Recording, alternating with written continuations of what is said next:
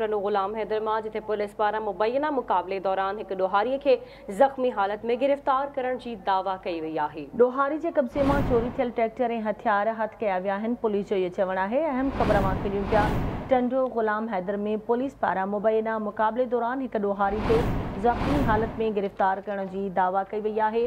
Police जो चवणु आहे त ॾोहारी जे कब्ज़े मां चोरी थियल ट्रैक्टर ऐं हथियार हथ कया विया आहिनि। टंडो गुलाम हैदर मां ख़बर आहे जिथे पुलिस पारां मुबैना मुक़ाबले दौरान एक ॾोहारी खे ज़ख़्मी हालत में गिरफ़्तार करण जी दावा कई वई आहे। ॾोहारी जे कब्ज़े मां चोरी थियल ट्रैक्टर ऐं हथियार हथ कया विया आहिनि।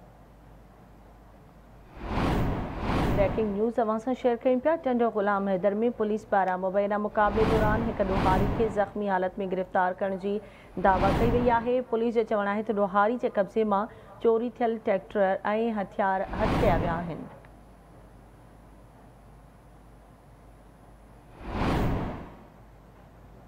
तफ़सील मालूम कंदासीं। असां सां लाइन ते मौजूद आहे आवाज़ न्यूज़ जो रिपोर्टर नूर हसन बागरानी। जी नूर हसन, छा तफ़सील आहिनि, आगाह कजो। जी नूर हसन।